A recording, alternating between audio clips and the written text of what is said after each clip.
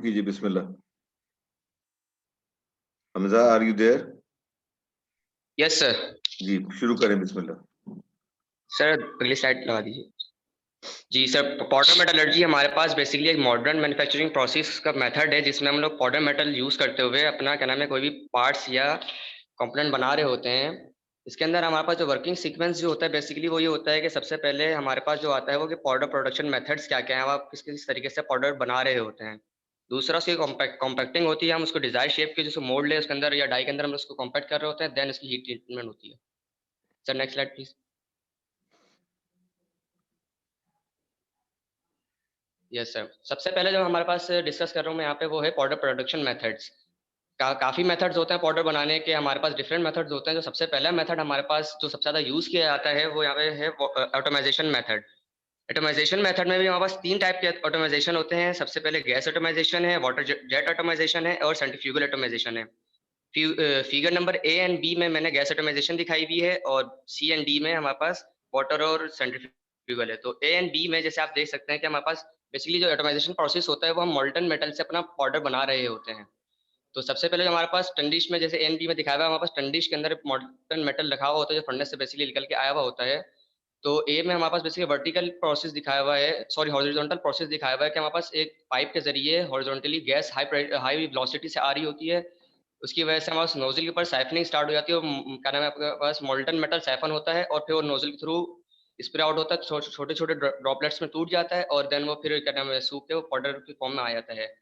इस हिसाब से फिगर नंबर बी में भी गैस एटमाइजेशन है।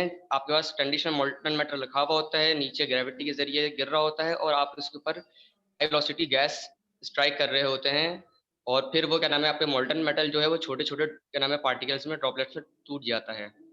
सी में फिगर नंबर सी में क्या नाम है आपके पास वाटर जेट ऑटोमाइजेशन है, सिमिलर है गैस ऑटोमाइजेशन की तरह, बस इसमें हम लोग गैस की जगह वाटर जेट यूज करते हैं। सेम प्रोसेस वही होता है, मोल्टन मेटल आपके पास कंडीशन में रखा हुआ है, नीचे आपके पास ग्रेविटी के जरिए गिर रहा होता है और उसके ऊपर आप हाई वेलोसिटी बहुत तेज वाटर उसके ऊपर स्प्रे कर रहे होते हैं जिसकी वजह से वो छोटे छोटे ड्रॉपलेट्स में टूट रहा होता है एंड देन वो ड्राई आउट होके पाउडर फॉर्म में आ जाता है। डी में हमारे पास सेंट्रीफ्यूगल एटमाइजेशन है। इसके अंदर आपके पास होता है कि एक टैंक के अंदर एक डिस्क लगी हुई होती है जो बहुत तेजी से घूम रही होती है और मोल्टन मेटल उस पर गिर रहा होता है और क्या नाम है वो छोटे छोटे ड्रॉपलेट्स में उसको फिर वो तोड़ रहा होता है सेंट्रीफ्यूगल फोर्स के जरिए। ये हमारे पास ऑटोमाइजेशन के मेथड हैं, सबसे ज़्यादा मेथड यही यूज़ किया जाता है और इसमें सेंट्रीफ्यूगल कम यूज़ किए जाते हैं, गैस एंड वाटर ऑटोमाइजेशन ज़्यादा यूज़ की जाती है। Sir next slide please. दूसरे जो मेथड्स हैं उसमें मैकेनिकल मेथड्स हैं एंड केमिकल मेथड्स हैं। मैकेनिकल मेथड्स में हमारे पास बॉल मिल एंड ग्राइंडिंग मिल आती है।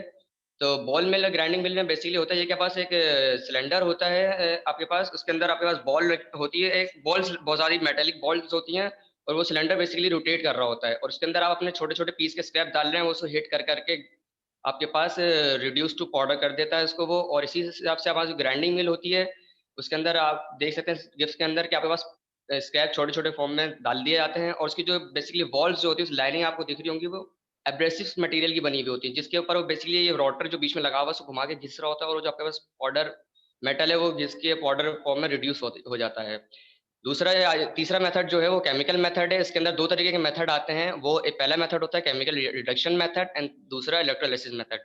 केमिकल रिडक्शन मेथड में हम बेसिकली जो हमारे पास ऑक्साइड ओर्स होते हैं हमारे पास उसको हम रिड्यूस कर रहे होते हैं, उसके अंदर से ऑक्सीजन रिमूव करते हैं। उसके अंदर होता ये है कि हम एक डी ऑक्सीडेशन एजेंट से हम लोग उसको रिएक्ट कराते हैं। फॉर एग्जाम्पल हमारे पास जैसे कि आयरन को जो और होता है आयरन ऑक्साइड का Fe3O2, उसको हम कार्बन मोनोक्साइड से रिएक्ट कराते हैं तो कार्बन मोनोक्साइड कार्बन डाइऑक्साइड बना लेते हैं, उसके अंदर से एक ऑक्सीजन निकाल लेता है और फिर वो FeO बना लेता है।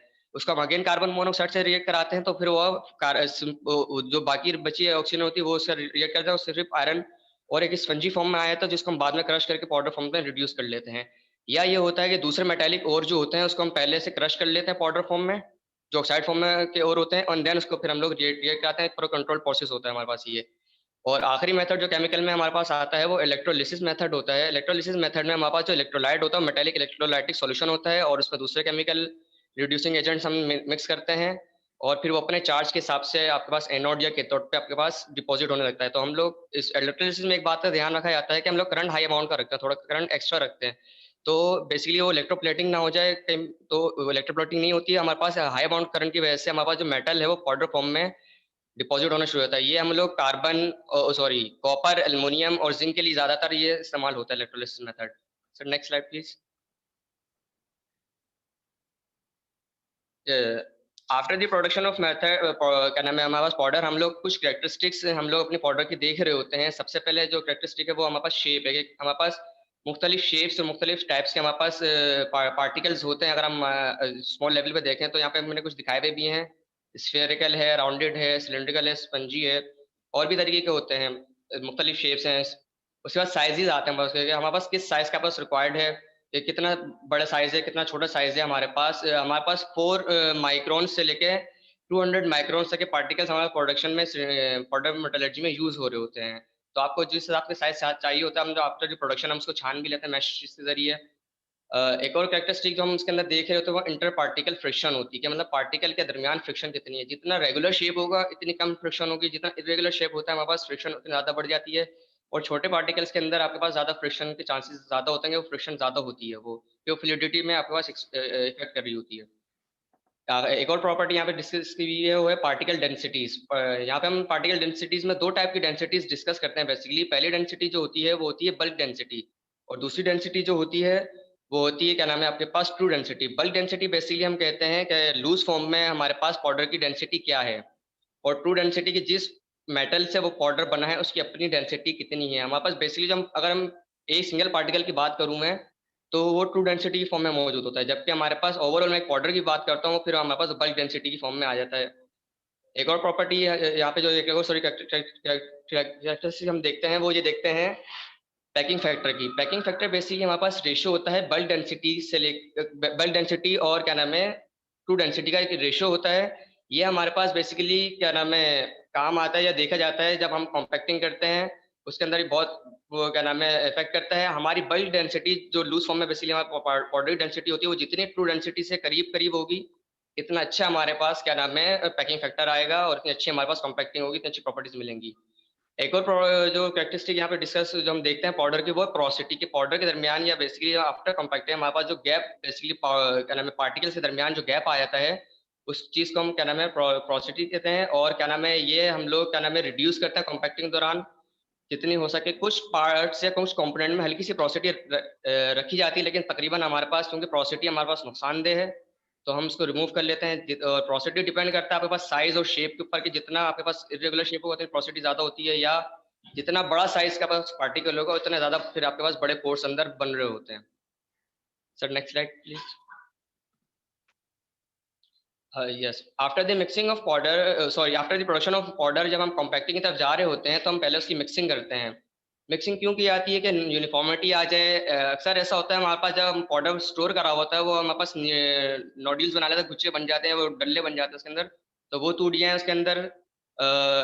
मिक्सिंग इसलिए भी कर रहे होते हैं कि एलॉइंग, अगर आपके पास आपने पहले से एलॉइंग मेटल से पाउडर बनाए हैं तो आपको एलॉइंग की इतनी जरूरत पड़ती नहीं है। लेकिन अगर आपके पास एलॉइंग की जरूरत है तो आप अपनी कंपोजिशन और प्रॉपर्टीज जो आपको डिजायर है उस हिसाब से हम लोग उसके अंदर एलॉइंग एलिमेंट्स डाल रहे होते हैं। एंड उसके अलावा हम लोग लुब्रिकेंट्स एंड डीफ्लोकेंट्स डाल रहे होते हैं ताकि वो इंटर पार्टिकल जो फ्रिक्शन जो शुरू में डिस्कस किया था वो खत्म हो जाए, आपकी फ्लूइडिटी अच्छी हो जाए।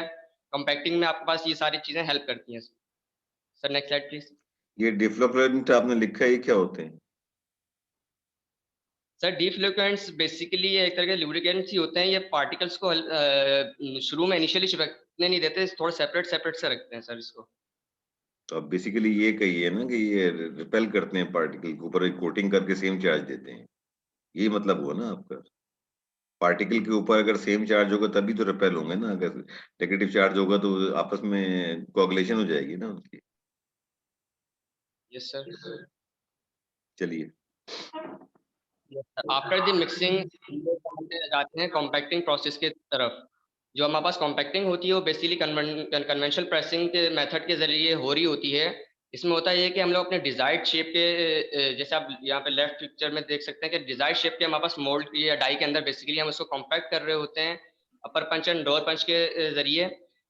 इसके अंदर क्या नाम है आप जैसे कि टॉप राइट गिफ्ट के अंदर सॉरी टॉप लेफ्ट राइट जो नीचे सबसे गिफ्ट दिखाया हुआ है मैंने, उसको वर्किंग सीक्वेंस ये होता है कि अगर रैंप होता है उसके अंदर पाउडर मेटल आ रहा होता है, देन वो क्या नाम है आपके डाई के अंदर जा रहा होता है एंड डाई इसको प्रेस कर रही होती है और फिर देन लोअर पंच इसको पीस को इजेक्ट कर देता है।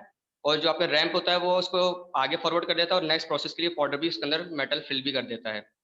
तो इसके अंदर हमारे पास जो हमने ऊपर प्रॉपर्टीज डिस्कस की थी वो बहुत अहम किरदार अदा करती है हमारे पास कॉम्पैक्टिंग के अंदर। आपके पास बल्क डेंसिटी क्या है, ट्रू डेंसिटी आपके पास कितनी है और कितना वॉल्यूम आपने बेसिकली डाई का रखना है और कितना पाउडर उसके अंदर जाए कि आप आफ्टर द कॉम्पैक्टिंग हमारे पास जो डिजायर्ड थिकनेस है, डिजायर्ड डायमेंशन है वो हमारे पास अचीव हो जाए। बहुत हाई अमाउंट की फोर्सेज हमारे पास बेसिकली यूज की जा रही होती हैं इसके अंदर। 10 टन पर स्क्वायर इंच से लेके 50 टन पर स्क्वायर इंच तक हमारे पास फोर्सेज यूज की जाती हैं आपके अंदर कॉम्पैक्टिंग कॉम्पैक्टिंग के अंदर। और यहाँ पे मैंने 3 पर फिगर्स भी दिखाई हुई कि इनिशियली स्टेट में हमारे पास जो डेंसिटी होती है, वो बल्क डेंसिटी यानी गैप ज़्यादा मौजूद हो जाता है होता है। और फिर क्या नाम है, जब वो कन्वेंशनल प्रेसिंग मेथड जब हम उसको प्रेस कर रहे होते हैं, फिर वो आपके पास कंपैक्टिंग हो रही होती है, पोर्स बेसिकली बीच में से कम हो रहे होते हैं, आपके पास डेंसिटी बढ़ रही होती है। और इनिशियली जो हमारे कॉम्पैक्टिंग के अंदर जो पार्टिकल टू पार्टिकल जॉइंट वो पॉइंट होता है, बेसिकली ये दिखने में तो ऐसा लगता है कि प्रोडक्ट आपका फिनिश है, लेकिन अगर आप उसको हाथ से भी तोड़ना चाहें तो टूट जाते हैं। इसके अंदर ग्रीन स्ट्रेंथ आई होती है, लेकिन इतना स्ट्रेंथ नहीं होती क्योंकि इसको फर्दर फिर हीट ट्रीटमेंट की तरफ लेके जाते हैं, हीट ट्रीटमेंट किया जाता है, इसको किया जाता है sir. Sir next slide please. Yes sir, after compacting process हम इसकी सिंटरिंग करते हैं। बेसिकली ये हीट ट्रीटमेंट प्रोसेस है। ये सिंटरिंग हमारे पास एक सिंटरिंग फर्नेस में की जाती है, जो कि आप जैसे ऊपर वाली तस्वीर में देख सकते हैं कि एक थ्रू आउट एक कन्वेयर चल रही होती है। वो तीन जोन्स में बेसिकली होते हैं, एक प्री हीटिंग जोन, एक सेंटरिंग जोन एंड तीसरा कूलिंग जोन। ये तीनों जोन से गुजरता है आपके पास। और सर पहला प्रोसेस जो होता है वो होता है pre heating zone. Pre heating zone में हमारे पास जो हमारे पास हमने कॉम्पैक्ट किए गए पीसीज होते हैं, उसको हम हल्का सा हीट करते हैं ताकि उसके अंदर जो हमने इनिशियली लुब्रिकेंट्स ऐड किए थे वो फ्यूम आउट हो जाए, वो बर्न आउट हो जाए। उसके बाद हमारे पास सेंटरिंग ज़ोन के अंदर बेसिकली जाता है। यहाँ पे हमारे पास क्या नाम है, बहुत कंट्रोल प्रोसेस होता है। हम इसके अंदर क्या नाम है, इनिशियली जो होता है हम जो अगर कोई थोड़ा बहुत ऑक्सीजन जो होती है वो ऑक्साइड रिड्यूस हो जाती है। उसके बाद फिर आप उसको हीट करते हैं। हमारे पास तकरीबन बिलो मेल्टिंग पॉइंट हम उसको हीट किया जाता है और एक खास पीरियड ऑफ टाइम तक रखा जाता है। तो उसके दौरान जो हमारा सिंटरिंग प्रोसेस दौरान जो हमारे पास इनिशियली यहाँ पे आप पिक्चर देख सकते हैं, नीचे वाले पिक्चर में दिखाया हुआ है, इनिशियली जो पॉइंट जॉइंट होते हैं वहाँ पे आपका स्नैकिंग स्टार्ट हो जाती है। तो नेकिंग बढ़ते-बढ़ते हमारे पास जो और जो हमारे पास जो एलॉयिंग एलिमेंट होते हैं वो डिसॉल्व होना स्टार्ट हो जाते हैं। एंड देन वो पूरी प्रॉपर ग्रेन बाउंड्री बना लेते हैं एंड देन उसके अंदर एक होमोजेनिटी आ जाती है आपके उस माइक्रो स्ट्रक्चर में। इससे ड्यूरिंग ये हीट ट्रीटमेंट जो प्रोसेस होता है, हमें कंट्रोल एनवायरनमेंट में कर रहे होते हैं। इनर्ट गैसेस और दूसरी गैसेस यूज़ की जा रही हैं ताकि हमारे पास ऑक्साइड या स्केलिंग ना आ जाए बेसिकली, क्योंकि हमारा जो प्रोडक्ट होता है वो फाइनल फिनिश प्रोडक्ट होता है। और देन उसके बाद हम लोग उसकी जो कूलिंग ज़ोन होते हैं वो भी हम लोग फर्नेस के अंदर ही कर रहे होते हैं ताकि आपके पास ऑक्साइड या दूसरी कोई लेयर स्केलिंग की ना बना ले, और स्लो कूलिंग हम कर रहे होते हैं। एंड देन वो आपके पास जो आपके पास मैन्युफैक्चर्ड जो पीस होता है वो आपके पास बाहर निकल जाता है। सर यहाँ पे हमारे पास ये प्रोसेस खत्म होता है। इस प्रोसेस की एनालिसिस यहाँ पे इसके एडवांटेजेस एंड लिमिटेशंस मैंने कुछ बताई भी हैं। हमारे पास एडवांटेजेस में जो सबसे पहला एडवांटेज है हमारे पास वो ये है कि नेट शेप प्रोसेस है। हमारे पास जो क्या नाम है शेप है वो क्या नाम है अप्रॉक्स होता है। हमारे पास जो इसके फर्दर मशीनिंग की ज़रूरत हमें नहीं पड़ती। अक्सर हमारे पास ऐसा होता है कि हमारे पास जो रोलिंग या फोर्जिंग के बाद हम उसको करते हैं तो उसको तकरीबन आपको ज़्यादातर ज़रूरत पड़ती है कि इसमें मशीनिंग हो, लेकिन वो इतना हार्ड होता है उसको मशीनिंग आपको मुश्किल हो जाती है। तो इस प्रोसेस में आपको मशीनिंग की ज़रूरत नहीं पड़ती। आप उसको क्या नाम है जो आपका शेप होता है वो तकरीबन फिनिश्ड होता है। हल्की-फुल्की मशीनिंग की ज़रूरत पड़ जाती है। दूसरा जो हमारे पास एडवांटेजेस है वो है कि हमारे पास जो वेस्टेज है वो बहुत कम होती है।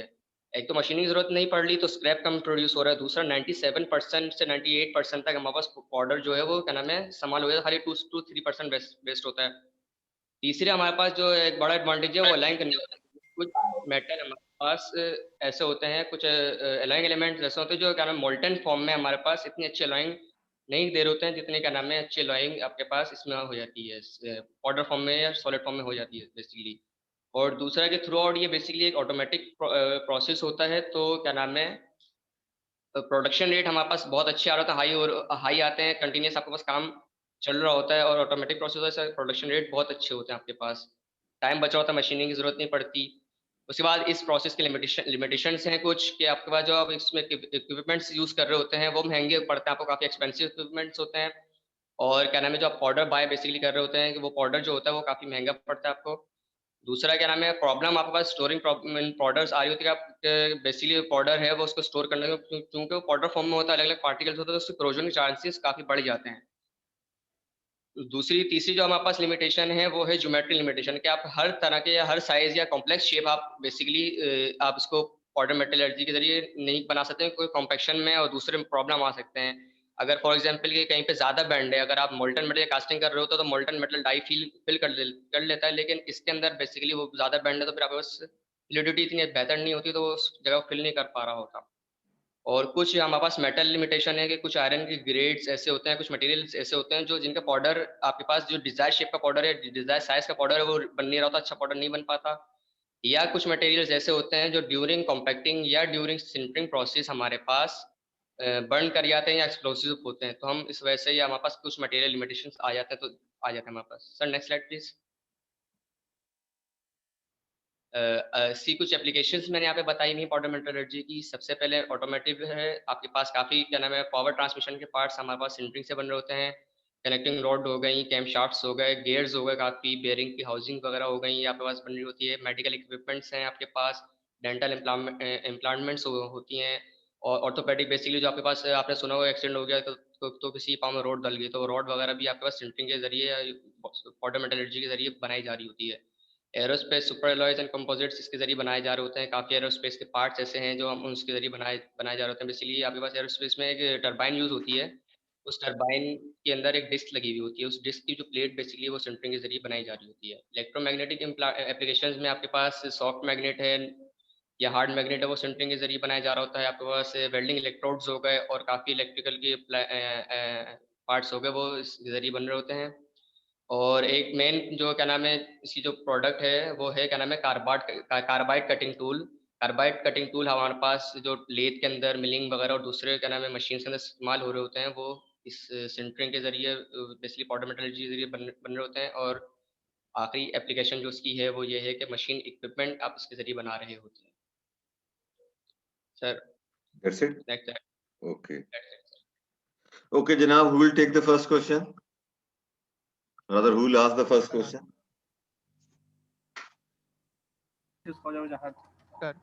जी वजाद।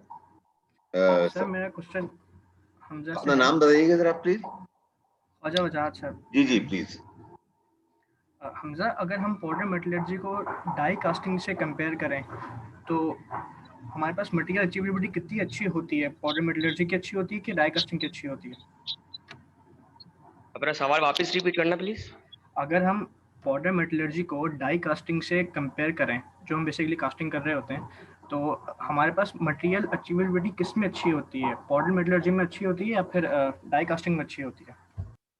पाउडर मतलब समझा नहीं मैं तुम्हारी बात को। देखें मतलब वो ये मटेरियल पूछ रहे हैं आपसे कि एक चीज आपको बनानी है पाउडर, ये सेम पार्ट अगर आप डाई कास्टिंग से बनाएं यानी लिक्विड मेटल को डाई कास्ट करके या पाउडर मेटलर्जी के थ्रू बनाएं, दोनों के अंदर से कौन सा बेहतर होता है, अचीवेबिलिटी आपकी किसमें बेहतर आती है, ये बेसिकली सर कंपैरिजन मांग रहे हैं दोनों का आपसे। वो बेसिकली देखें तो हमारे पास पाउडर मेटलर्जी से ज़्यादा अच्छी अचीव हो रही होती है, लेकिन आपके पास डिपेंड करता है आपको डिजायर प्रॉपर्टीज़ क्या है या आपको कन्वीनियंट कौन सा पड़ता है। हम हर चीज़ पाउडर मेटलर्जी से नहीं बनाते हैं या हर पार्ट हम डाई कास्टिंग से नहीं बनाते हैं। मटेरियल पे डिपेंड करता है बहुत कि मटेरियल आपके पास कौन सा है और क्या नाम है आपके पास डाई कास्टिंग का मेथड आप कौन सा यूज़ कर रहे हैं, इस पर भी डिपेंड करता है। वैसे अगर मैं देखूँ तो पाउडर मेटलर्जी आपके पास काफ़ी कन्वीनियंट भी रहती है मैं क्लास ले रहा क्योंकि हूँ, इसमें खत्म मशीनिंग करके आपको कॉल करता हूँ। जी और कोई सवाल? जी सर। पहले अपना नाम बता दीजिए। अरसलान। अरसलान जी पूछिए। सर एक अगर आपने किसी स्लाइड पे जाना तो मुझे बता दीजिएगा, मैं चेंज कर दूंगा सर स्लाइड। मेथड्स वाला फर्स्ट पे चले जाएं। सर क्या मैं इनसे पूछना चाह रहा हूँ कि पाउडर की जो क्वालिटी होती है वो इस प्रोसेसेस पे डिपेंड करती है कि मैं कौन सा प्रोसेस से बना रहा हूँ पाउडर? हाँ हाँ बहुत डिपेंड करती है हमारे पास पाउडर की जो क्वालिटी है कौन और बेसिकली फिर ये एक आगे साइज पे समझो। डिपेंड। हाँ बोलो बोलो। और कौन सा मेथड जो है जो अच्छी क्वालिटी का पाउडर बनाएगा, ये भी बता दें। सही है सही है सही है। सबसे पहले तो हमारे पास डिपेंड करता है आप मटेरियल किस मेटल का पाउडर बनाना चाह रहे हैं, क्योंकि हर मेटल के लिए आप ऑटोमाइजेशन नहीं करते, लेकिन जो ऑटोमाइजेशन है बेसिकली सबसे ज़्यादा अच्छा पाउडर इससे बना होता है सबसे ज़्यादा फाइन साइज या स्मॉल साइज के पार्टिकल्स बेसिकली आपके पास ऑटोमाइजेशन में से ही आपको मिल रहे होते हैं, अचीव हो रहे होते हैं। कौन सी वाली ऑटोमाइजेशन, गैस, वाटर जेट या सेंट्रीफ्यूगल? मैं इससे पूछना चाह रहा था। अच्छा इन चारों में से सबसे ज़्यादा किस में मिलते हैं? ये तो आपके पास गैस एटोमाइजेशन और वाटर एटोमाइजेशन दोनों बेहतर और अच्छे पार्टिकल्स देती है। आपका डिपेंड करता है मटेरियल कौन सा है। आयरन के लिए बेसिकली हम जो यूज करते हैं वाटर एटोमाइजेशन यूज कर रहे होते हैं, और दूसरे मेटल के लिए हम गैस भी यूज कर सकते हैं। गैस वैसे तो वाटर एटोमाइजेशन से ज्यादा अच्छे पार्टिकल्स आपको मिल रहे होते हैं। दो जो पार्टिकल्स के शेप बन रहे होते हैं वो क्या इन्हीं प्रोसेसेस पर डिपेंड कर रहे होते हैं? हाँ हाँ, बिल्कुल इसी प्रोसेस पे डिपेंड कर रहे होते हैं, और आपके पास मटेरियल कौन सा यूज किया हुआ उस पर डिपेंड कर रहे होते हैं। सही। और कोई सवाल? अच्छा, इसमें इससे पहले कि मैं लोगों से पूछूं कि आपको रैंक करें, 2-3 चीजें मैं आपको हाईलाइट कर दूं। पहली बात तो ये जो आपने डिस्क वाला मेथड बताया ना, डिस्क फिगर डी के अंदर जो आपने बताया कि रोटेटिंग डिस्क होती है, बाज़ औक़ात ऐसा भी होता है कि आप एक व्हील चला रहे होते हो, रोटेटिंग व्हील होता है, ओपन एयर के अंदर होता है, ठीक है ना? और उसकी स्पीड जो होती है बहुत ज्यादा होती है, तो उसके ऊपर अगर आप जब आप मेटल पोर करते हैं और वो इतनी तेजी से चल रहा होता है कि वो पूरे एक रिबन की शेप में बनता चला जाता है, पाउडर नहीं बनता, रिबन बन जाते हैं। और वो रिबन जो होते हैं उसको कूलिंग टाइम नहीं मिलने की वजह से पोरस वो उसको इसका सॉरी एमॉर्फस होते हैं, उनके अंदर कोई क्रिस्टल्स नहीं बनते ना। तो ये मेथड भी एक बड़ा यूज होता है, और ये एरोस्पेस की जो आपने मिसाल दी है ना, एरोस्पेस के जो पार्ट्स बनते हैं उसमें मतलब उसके लिए ज्यादातर ये मेथड यूज किया जाता है कि आप ओपन एयर के अंदर या इनर्ट एनवायरनमेंट करके आप एक व्हील को रोटेट कर रहे होते हैं, बड़ी मतलब 20,000 आरपीएम के ऊपर 30,000 आरपीएम पे 40 मतलब इस तरह वो उसका चल रहा होता है, और उसके ऊपर आप मोल्टन मेटल पोर करते हैं तो वो अमॉर्फस मटेरियल बनता है, उसमें क्रिस्टल्स कोई नहीं आते। अच्छा, ये तो हो गई। अब जरा प्लीज नंबर देने शुरू करें जल्दी से, क्योंकि मेरे पास टाइम रन आउट हो रहा है, 9 मिनट रह गए हैं, दोबारा फिर मुझे आना पड़ेगा। जी जनाब, वजात यस सर। नंबर दीजिए आउट ऑफ 5। सर 4। ओके, और कौन था? अरसलान? सर 4। ओके, और कोई? 4.5 बिलाल। बिलाल 4.5। और कोई? जल्दी करो जल्दी। सर हमाद हमाद ने कितने दिए? 5। 5 sir. That's Yes, good. sir. That's very high coming from you. I thought you were setting some, you have set very high standard. So can you justify giving 5? Sir वैसे तो इसने उर्दू में की है, लेकिन सर एक्सप्लेन बहुत अच्छी की है, Okay, अपनी पूरी नॉलेज इसने सारी एक्सप्लेन की है। okay, very good, very good. अच्छा, और कोई हमाद के अलावा? सर, गालिब साहब? गालिब साहब का तो माइक ही खराब रहेगा हमेशा, वो तो बोल नहीं सकते, उनकी आवाज बंद हो चुकी है। यही है ना? चलें, और कोई नंबर, कोई साहब नंबर दे रहे हैं इसके ऊपर, ताकि फिर मैं अपना फाइनल कमेंट देख के फिर मैं इस वीडियो को सेव करूं एंड कम टू गियर वाली प्रेजेंटेशन बिलाल की जो उसके ऊपर मैं आऊंगा। कोई और कमेंट है सर जी? नाफे 4.5। 4.5, ओके। तो एवरेज आउट करके 4.5 ही तकरीबन आपके नंबर बन रहे हैं। अच्छा देखिए, मैं आपको एक बात बताऊं, आप इस जो मैं ये वीडियो जब डाल दूं ना, प्लीज आप इसको जरा दोबारा देखिएगा। ये मैं आपके मुस्तकबिल के लिए कह रहा हूँ। हमजा, इस चीज को नोट कीजिएगा कि आप बहुत सारे अल्फाज को बार बार रिपीट कर रहे हैं गुफ्तगू के अंदर। देखें, जैसे उसने कहा, हमाद ने कहा कि आपने ब्यूटीफुली एक्सप्लेन किया है, आपकी पिक्चर्स भी बड़ी क्लियर हैं, टू द पॉइंट हैं। आपने जो जो जो अक्सर लोग गलती करते हैं ना, कि जो लिखा हुआ होता है वो पढ़ देते हैं, आपने वो गलती नहीं की, ठीक है? आपने तमाम चीजें अच्छी की हैं, हर चीज अच्छी की, लेकिन जो आपका डिलीवरी है ना, देयर आर सम लैक्स। ये आज इसके हवाले से तो मेरे हिसाब से तो 5 नंबर की प्रेजेंटेशन है, ठीक है ना? अगर मैं इसको देखूं ना, तो I will give you 5 out of 5। ये बाकी सारे लोग जो बात कर रहे हैं, इनकी राय भी अपनी जगह सही है, लेकिन ये कोई आसान सब्जेक्ट नहीं है जो आपने उठाया है, ये स्पेशलाइज सब्जेक्ट है, और उसको आपने पूरा स्टडी किया है। आपकी जो डिस्प्ले था, आपकी तस्वीरों का, आपके उसका हर चीज जो है इसमें परफेक्ट है। For your future please please, ये मैं हर एक को कहता हूँ कि अपनी प्रेजेंटेशन करने से पहले एक दफा आईने के सामने खड़े होकर कर लो। अब तो भाई आप लोगों के पास, सबके पास मोबाइल आ गए, मोबाइल रिकॉर्डिंग पे करके एक दफा प्रैक्टिस कर लो। यू विल फाइंड आउट कि आप कितने बेमानी अल्फाज प्रेजेंटेशन में डाल रहे हो जिसकी वहां जरूरत नहीं होती है, and it doesn't reflect good on your presentation skills ना। तो आपने जो बातें की हैं टेक्निकली, इट वाज 100% करेक्ट। कोई चीज ऐसी कमी नहीं जो मैं, सिवाय एक आध चीज के कि आप जहाँ टेम्परेचर के ऊपर आप डंडी मार गए, जहाँ आपने सिंटरिंग की बात की, आपने वो टेम्परेचर स्पेसिफाई नहीं किए कि प्री हीटिंग का टेम्परेचर क्या होता है, सिंटरिंग का टेम्परेचर क्या होता है और कूलिंग का रेट क्या होता है, ये यहाँ आपने डंडी मारी है, लेकिन दैट इज अंडरस्टैंडेबल क्योंकि यू आर नॉट, आप फील्ड में काम नहीं कर रहे। लेकिन मैं आपसे बार ये रिक्वेस्ट कर रहा हूँ कि आप इस प्रेजेंटेशन को शाम को जब ये मैं भी डाल दूंगा तो आप इसको देखिएगा, गौर से देखिएगा आपने अदायगी में क्या गलतियां, डिलीवरी में क्या गलतियां की हैं।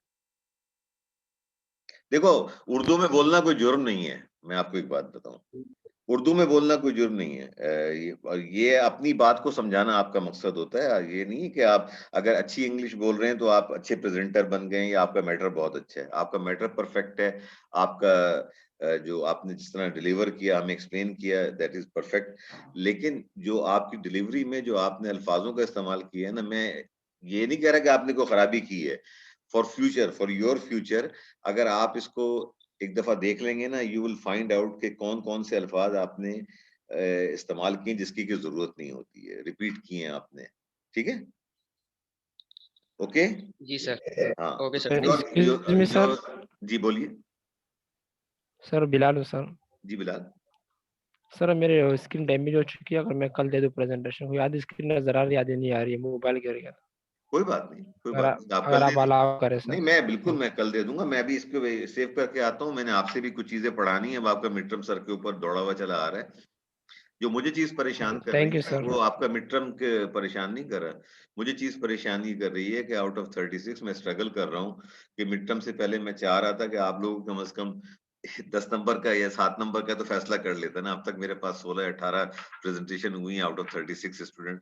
मुझे उनकी फिक्र है। मतलब मैं उन लोगों में से नहीं हूँ कि जिनको किसी को फेल करके कम नंबर देके खुशी होती। No, I just want to impart knowledge on you guys. कल आप हमारा मुस्तकबिल हैं, मेरे बच्चों की तरह हैं। अगर आप में कोई कमी है उसको हाईलाइट करना मेरा फर्ज है, वो मैं हाईलाइट करता हूँ। किसी की ह्यूमिलेशन करना खुदा ना खास्ता मेरा बिल्कुल हरगिज मकसद नहीं है। अल्लाह ताला हमारे अबू पे पर्दा डालता है।